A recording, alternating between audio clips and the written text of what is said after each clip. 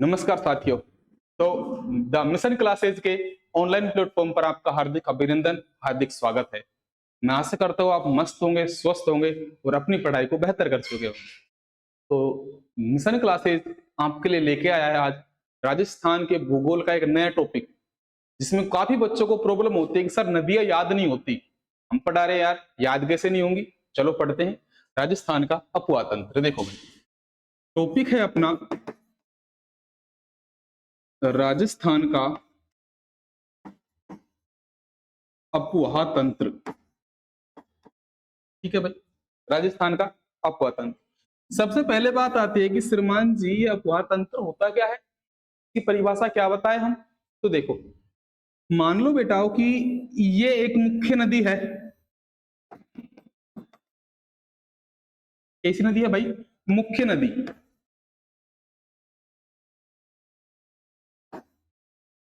अब होगा क्या कि इस मुख्य नदी में छोटी छोटी नदियां मिल जाएंगी। छोटी छोटी क्या मिल जाएंगी? नदियां।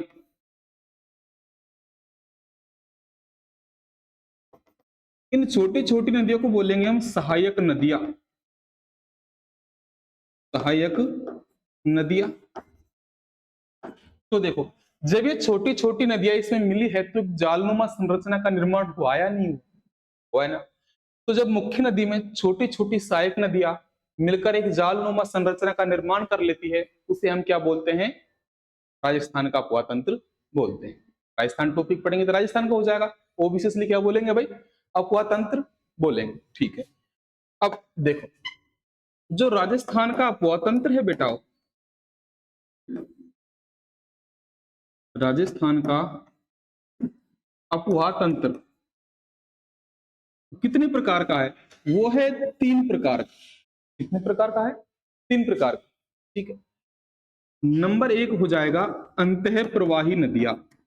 अंतः प्रवाही नदियां, या इसी को दूसरा नाम है आंतरिक प्रवाही नदियां। आंतरिक प्रवाही नदियां। ठीक है। दूसरा है अरब सागरीय। अरब सागरीय नदियां। कौन सी नदियां भाई? अरब सागरीय नदियां। और नंबर तीसरा है भाई बंगाल की खाड़ी वाली नदियां। बंगाल की खाड़ी वाली नदियां। ठीक है। कितने प्रकार का पोतंत्र हो गया? 3 प्रकार। पहला है अंतः प्रवाह या आंतरिक प्रवाह की नदी। इसकी डेफिनेशन होगी भाई कि वह नदी जो स्थल से शुरू होकर स्थल में ही विहीन हो जाती है, कौन सी नदी कहलाती है? अंतः प्रवाह की नदी। ठीक है, पहला क्लियर। दूसरा अरब सागरीय नदियां, वह नदियां जो अपना जल अरब सागर में ले जाती है या अरब सागर में गिराती है, कौन सी नदी हो जाएगी? अरब सागरीय नदी। दूसरा क्लियर। ठीक है। तीसरा बंगाल की खाड़ी वाली नदियां, वह नदियां जो अपना जल बंगाल की खाड़ी में ले जाती है या गिराती है, कौन सी नदियां कहलाएंगी?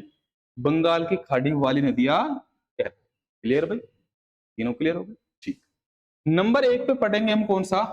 अंत्य प्रवाह। कौन सा पढ़ेंगे भाई? अंत्य प्रवाह वाला। चलो देखते हैं।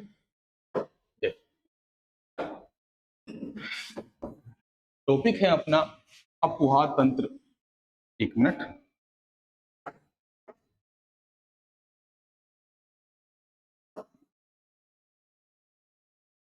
अपवाह तंत्र देखो, नंबर 1 है अंतः प्रवाही नदी। अंतः प्रवाही नदियां। ठीक है भाई। अंतः प्रवाही नदी क्या होती है? परिभाषा लिखते हैं हम इसकी। वे नदियां, वे नदियां जो स्थल से प्रारंभ होकर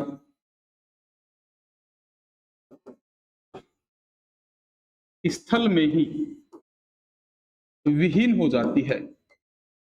विहीन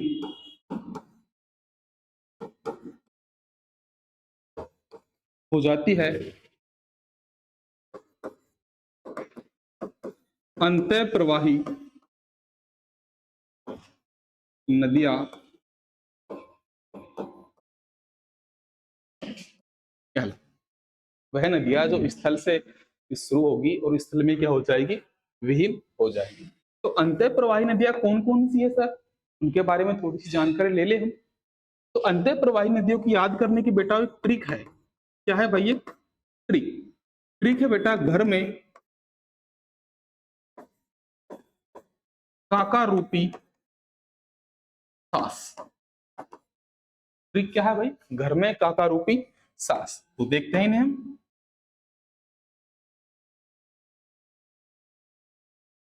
देखिए, घर से आएगा बेटा घग्गर, ठीक है। में से आएगा मेंथा, का से कातली, और का से होगा बेटा काकणे, रूपा रेल,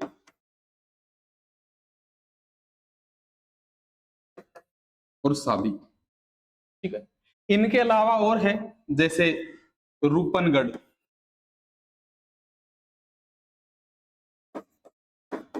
खारी,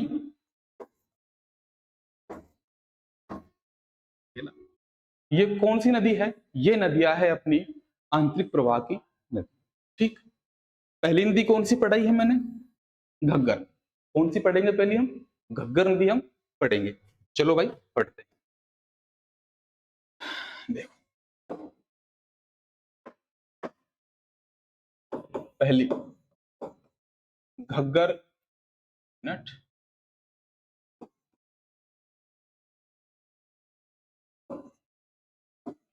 घग्गर नदी कौन सी नदी है भाई, घग्गर नदी सर, ठीक है।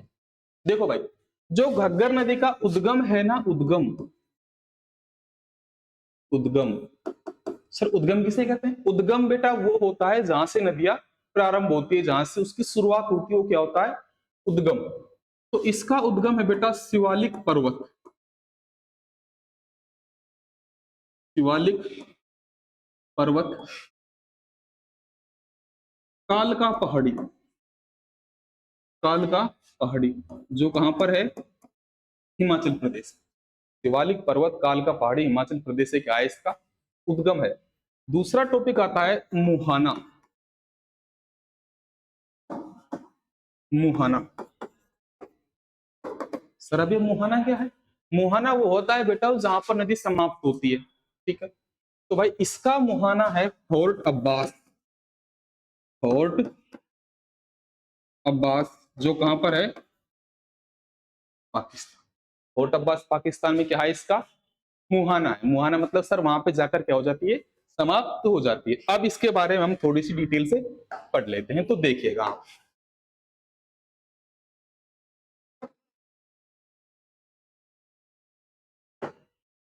चलो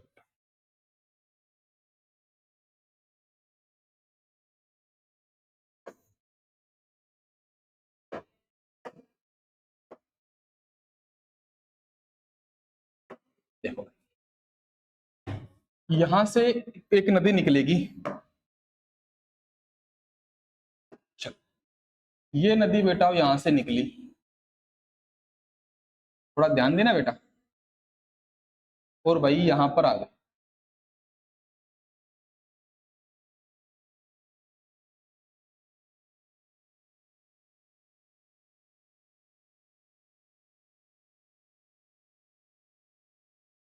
कौन सी नदी है, घग्गर नदी। कौन सी नदी, देखो यहां से ही उसका उद्गम, उद्गम क्या भाई, उद्गम, उद्गम है शिवालिक पर्वत, शिवालिक पर्वत,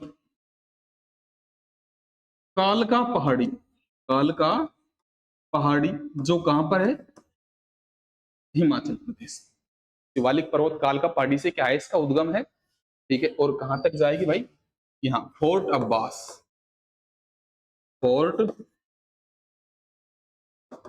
अब्बास पाकिस्तान, ठीक। और बस पाकिस्तान तक नदी जाएगी। चलो देख पढ़ते हैं हम। जब हम मैप देखते हैं इंडिया का, तो उसमें क्या होता है कि ऊपर ऊपर हिमाचल प्रदेश है, उससे नीचे पंजाब, फिर हरियाणा, फिर क्या आएगा, राजस्थान आएगा। यही है। जैसे ये नदी बेटा हिमाचल प्रदेश से निकलेगी तो यहां आएगी पंजाब में, आएगी पंजाब में आएगी। पंजाब से निकलने के बाद बेटा ये नदी आएगी यहाँ हरियाणा में, हरियाणा में आ गई। हरियाणा में इस नदी पर दो चीजें बनी हुई है। एक तो पहली चीज है बेटा O2 झील। कौन सी झील? O2 झील। एक चीज और है, यहां पर एक सभ्यता पाई गई है हमें, बनवाली सभ्यता। बनवाली सभ्यता कहां पर है? दोनों चीजें हरियाणा में भाई। कहां पर है? हरियाणा। अभी हम राजस्थान में प्रवेश नहीं किया है हमने, अभी हम राजस्थान से बाहर ही। हिमाचल प्रदेश से निकली पंजाब आई, पंजाब से कहां आई? हरियाणा। हरियाणा में दो चीजें मिली हमें, एक तो O2 झील, दूसरी बनवाली सभ्यता। अब करेंगे बेटा हम राजस्थान में प्रवेश। क्या करेंगे भाई? राजस्थान में प्रवेश करेंगे। तो यहीं से होगा सर राजस्थान में प्रवेश। राजस्थान में प्रवेश क्या होगा भाई? राजस्थान में प्रवेश होगा। तो राजस्थान में प्रवेश होता है बेटा इसका यहां से, हनुमानगढ़ जिला।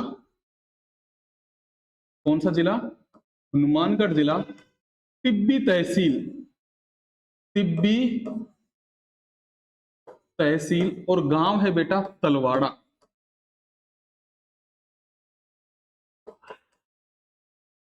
कौन सा गांव भाई? तलवाड़ा गांव। हनुमानगढ़ जिला टिब्बी तहसील के तलवाड़ा गांव से क्या करती है? राजस्थान में ये प्रवेश करती है। ठीक है सर। अब देखो यहां आ गए हम लोग, ठीक है। यहां से हम थोड़ी आगे बढ़े तो सर यहाँ पे हमें एक सभ्यता मिली, जिस सभ्यता का नाम है कालीबंगा सभ्यता। कालीबंगा सभ्यता, जो कहां पर है? हनुमानगढ़ में। HM हनुमानगढ़ में है। इसका अर्थ है बेटाओ काले रंग की चूड़ियां, काले रंग की चूड़ियां। और भाई इसकी खोज की है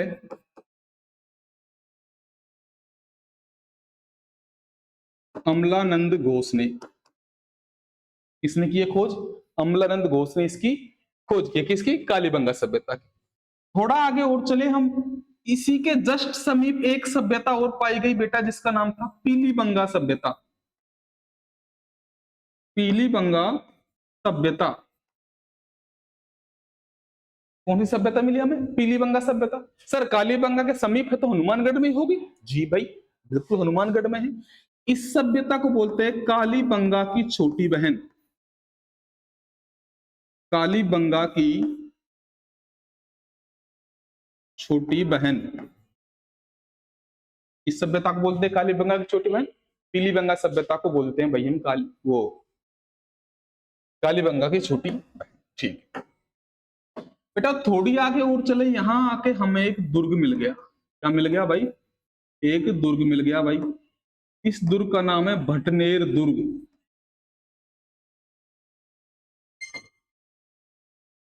भटनेर दुर्ग।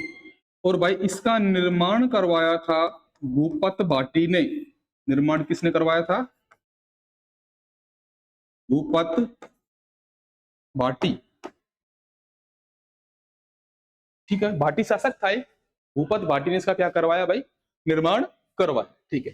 थोड़ा आगे और चले सर, यहां एक स्थान मिला अनूपगढ़। कौन सा स्थान? अनूपगढ़, श्री गंगानगर में। अनूपगढ़ में मिली है हमें लैला मजनू की मजार। लैला मजनू की मजार। ठीक है भाई, क्या मिली हमें? लैला मजनू की मजार। इसी के समीप यहां हनुमानगढ़ में एक सभ्यता और मिली है बेटा, रंग महल सभ्यता। रंग महल सभ्यता। और इस सभ्यता से मिली हमें गुरु शिष्य की मूर्ति। क्या मिली है? गुरु शिष्य की मूर्ति। ये तो हो गई घग्गर नदी की सामान्य सी बात है कि सर जैसे ही शिवालिक पर्वत काल का पहाड़ी से नदी निकलती है उसके बाद कहां जाती है? पंजाब में जाती है। पंजाब के बाद कहां आती है? हरियाणा में। हरियाणा में हमें दो चीजें मिले हैं, एक तो बनवाली सभ्यता, दूसरी ओटू झील। उसके बाद सर हम राजस्थान में प्रवेश करेंगे। तो जैसे ही राजस्थान में प्रवेश करेंगे तो राजस्थान में प्रवेश है हनुमानगढ़ जिला, टिब्बी तहसील और तलवाड़ा गांव से इसका राजस्थान में प्रवेश है। राजस्थान में प्रवेश करते हम थोड़ा आगे चले इस नदी पर तो हमें एक सभ्यता मिली, कौन सी? कालीबंगा सभ्यता। कौन सी सभ्यता मिली? कालीबंगा सभ्यता, जिसका अर्थ है काले रंग की चूड़ियां। खोज की है अमलानंद घोष ने। इसी के जस्ट समीप एक सभ्यता और मिली है, पीलीबंगा सभ्यता। कौन सी सभ्यता? पीलीबंगा सभ्यता। इसे बोलते हैं हम कालीबंगा की छोटी बहन। और भाई ये दोनों सभ्यताएं कहाँ है? हनुमानगढ़ में। कहां पर है? हनुमानगढ़ में। सर सभ्यताएं हमने देख ली, थोड़ा और आगे चलते हैं। आगे चलने पर बेटा हमें एक दुर्ग मिला। क्या मिला? दुर्ग। उस दुर्ग का क्या नाम था? भटनेर दुर्ग। कौन सा दुर्ग? भटनेर दुर्ग, जिसका निर्माण किसने करवाया था? भूपत भाटी ने उसका निर्माण करवाया।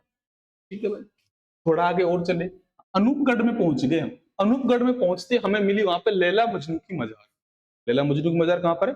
अनूपगढ़ में है भाई। और हनुमानगढ़ में एक सभ्यता और है, रंग महल सभ्यता, जिससे हमें क्या प्राप्त हुआ है?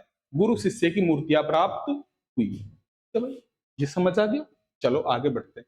अभी आपने देखा होगा कि सर आपने ये बातें नहीं की कि सर इस नदी में पानी कितना है, कहां कहां पर है, कोई बांध भी है क्या? पानी की तो मैंने बात ही नहीं की। अभी तो सिर्फ इतना बताया कि ये घग्गर नदी है, इसके आसपास ये दार्शनिक स्थल है, इसके ये चीजें पाई गई है। ठीक, अब बात कर लेते हैं भाई हम पानी की। इसकी बात कर लेते हैं पानी। बेटा जो घग्गर नदी का पानी है ये और नदियों से थोड़ा डिफरेंट है।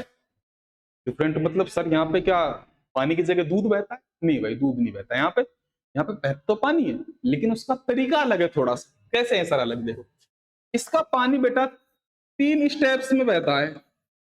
कितने स्टेप में बहता है? 3 स्टेप में। पहला स्टेप है सामान्यतः, दूसरा स्टेप है तेज वर्षा, तेज वर्षा, नंबर 3 है बाढ़ में। एक तो सर सामान्यतः पानी जहां तक रहेगा वहां तक रहेगा, दूसरा कौन सा है? तेज बारिश आएगी तब पानी कहां तक जाएगा, और तीसरा है सर बाढ़ में कहां तक जाएगा। देखो भाई, जब घग्गर नदी का पानी सामान्यतः रहेगा तो वो रहेगा बेटा अनूपगढ़ सूरतगढ़ तक। अनूपगढ़ सूरतगढ़ तक रहेगा भाई। सामान्यतः पानी कहां तक रहेगा? अनूपगढ़ सूरतगढ़। जब सर तेज वर्षा आएगी तो आएगा बेटा बिंजोर में। कहाँ आएगा? बिंजोर में। ये दोनों श्रीगंगानगर में है, ठीक है। और जब बाढ़ आएगी तो पानी आएगा बेटा फोर्ट अब्बास पाकिस्तान। फोर्ट अब्बास। और एक बात बता दूं, अंतिम बार 2007 में पानी गया था फोर्ट अब्बास पाकिस्तान में। उसके बाद से फोर्ट अब्बास पाकिस्तान में घग्गर नदी का पानी नहीं गया है। ठीक है, चलो कुछ विशेषता पढ़ लेते हैं इसकी। चलो भाई पढ़ते हैं।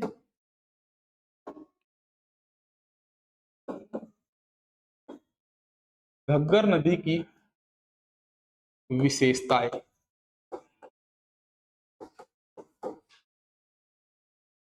घग्गर नदी की विशेषता नंबर 1, पहली बताओ, भारत की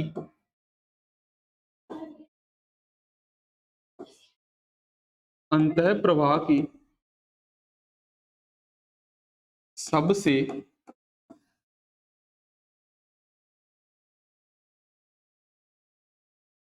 लंबी नदी है भाई।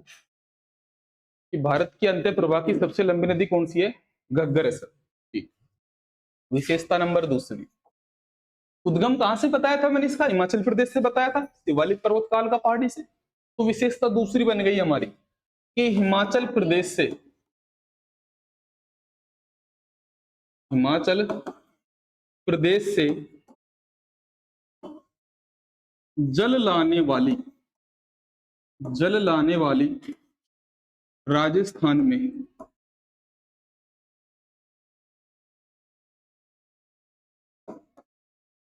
एकमात्र नदी है। एकमात्र नदी है। कौन सी है भाई? घग्गर। ठीक, दो विशेषता हो गई। ठीक है, विशेषता नंबर 30। अब देखो, जो हमने ये घग्गर नदी पढ़ी थी भाई अपनी, एक मिनट, चलो कोई नहीं, जो घग्गर नदी पढ़ी थी इसमें हमने देखा था कि सर इस पर कोई बांध नहीं बना। अंत्य प्रवाह के बेटा एक सिर्फ एक नदी इस पर बांध बना हुआ है और वो रूपारेल, ठीक है, जिसमें सीकरी बांध बना हुआ है। उसके बाद इन अंत्य प्रवाह की कोई भी नदी पर किसी प्रकार का बांध नहीं है। बात कर लेते हैं इनके उपनाम की। इसकी बात कर लेते हैं उपनाम की। उपनाम बोलते निक नेम्स, जैसे किसी का घर पे नाम क्या है, उसे बोलते क्या है, डॉक्यूमेंट्स में क्या है, वो सब क्या होता है? निक नेम्स होते हैं, जिसे हम क्या बोलते हैं? उपनाम। इसका नंबर एक है सरस्वती नदी।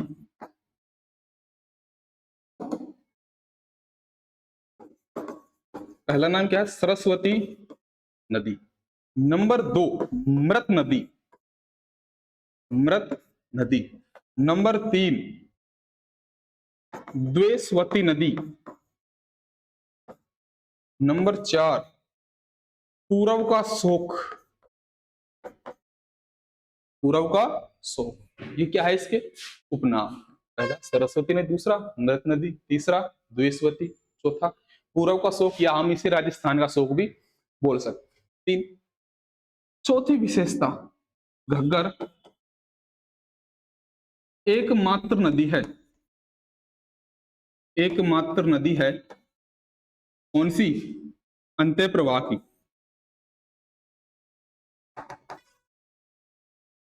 अंत्य प्रवाह एकमात्र नदी है जिसका उल्लेख, जिसका उल्लेख ऋग्वेद में मिलता है।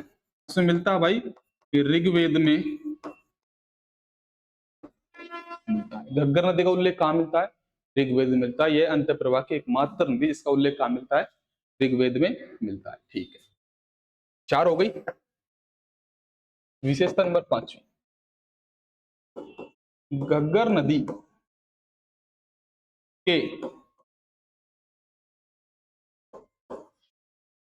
अपवाह क्षेत्र को, अपवाह क्षेत्र को नाली या पाट, नाली या पाट कहते हैं। क्या कहते हैं भाई? घग्गर नदी के अपवाह क्षेत्र को क्या बोलते हैं? नाली या पाट कहते हैं। अपवाह क्षेत्र वो होता है जहां से नदी की बहकर निकल जाती है, वो कौन सा भाग होता है? अपवाह क्षेत्र। विशेषता नंबर 6, घग्गर नदी के उपजाऊ, उपजाऊ क्षेत्र को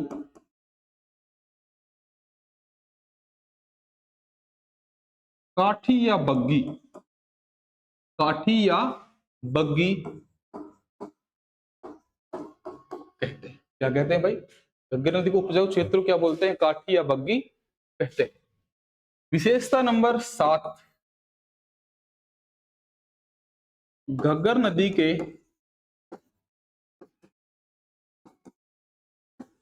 अपवाह क्षेत्र को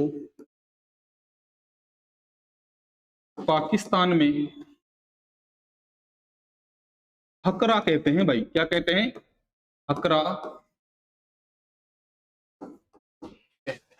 क्या कहते हैं? पाकिस्तान में घग्गर नदी का अपवाह क्षेत्र को हकरा कहते हैं। ठीक है सर।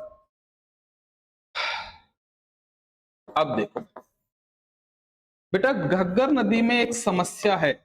घग्गर नदी की समस्या क्या है भाई? समस्या, समस्या बोले तो प्रॉब्लम। घग्गर नदी में सर कोई समस्या? हाँ सर, एक समस्या बेटा, घग्गर नदी में एक समस्या है, सेम की समस्या। किसकी समस्या? सेम की समस्या। सर ये सेम की समस्या क्या होती है? देखो भाई, सेम की समस्या का अगर हम डायरेक्टली परिभाषा निकालेंगे तो सेम की समस्या की परिभाषा है कि नदियों के आसपास का क्षेत्र, नदियों के आसपास का क्षेत्र दलदली हो जाता है, दलदली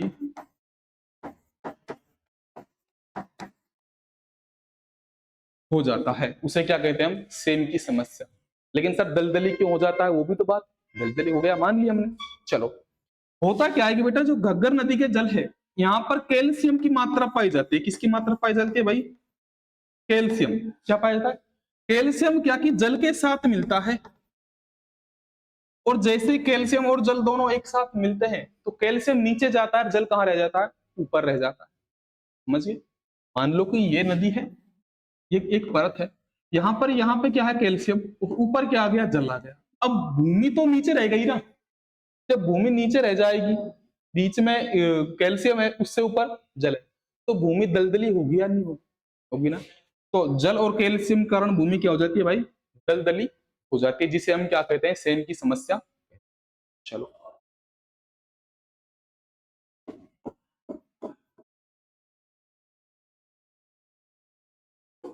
सेन की समस्या के उपचार। भाई समस्या है तो प्रॉब्लम भी आएगी, क्योंकि विश्व में ऐसी कोई बीमारी नहीं बनी जिसकी दवाई नहीं बनी हो। अगर प्रॉब्लम है तो सॉल्यूशन भी होगा। देखो भाई, सेम की समस्या की एक उपचार है, एक है gypsum plus rock phosphate, rock, gypsum plus rock phosphate किसका निवारण है, सेम की समस्या का उपचार है भाई इसका। और अगर दूसरा उपचार पूछे तो दूसरा बेटा सफेदा के वृक्ष, सफेदा के वृक्ष, जिसे हम बोलते हैं यूकेलिप्टस, वैज्ञानिक नाम भाई इसका यूकेलिप्टस। सफेदा के वृक्ष का वैज्ञानिक नाम क्या है, यूकेलिप्टस। सफेदा का वृक्ष कैसे है सर, देखो होता क्या है कि भाई जो सफेदा का वृक्ष है, इसको हम उस भाग में लगाते हैं जहां पर भाग दलदली होता है। क्यों लगाते हैं, क्योंकि जो सफेदा का वृक्ष है, इसकी जड़ें नीचे होती है और इसे अधिक जल की आवश्यकता होती है।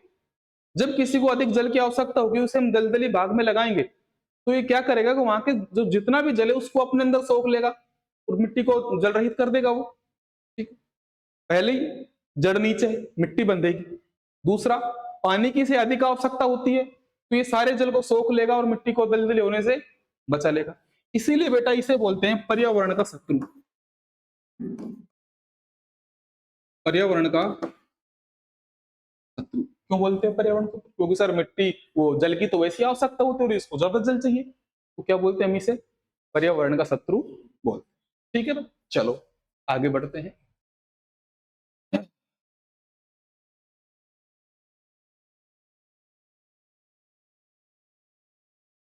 घग्गर नदी की लंबाई और है भाई, उसको और देख लो। घग्गर नदी की लंबाई लगभग लगभग 465 किलोमीटर। कितनी है भाई, 465 किलोमीटर किसकी लंबाई है, घग्गर नदी की लंबाई है।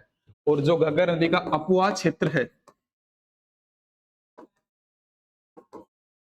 वो बेटा वो 2 जिलों में है, हनुमानगढ़ प्लस श्री गंगानगर। पहले एक जिला और था अनूपगढ़, लेकिन भाई वर्तमान में अनूपगढ़ जिला हट चुका है, तो कितने जिले बच गए इससे, 2 जिले बच गए, हनुमानगढ़ और श्री गंगानगर। उसके बाद कहाँ चली जाती है, पाकिस्तान में चली। तो सेशन से जुड़े रहे, बेहतर तैयारी करते रहे, ये आशा करते हैं। मिशन क्लासेस आपके उज्जवल भविष्य के लिए हमेशा आपके साथ खड़ा है। धन्यवाद।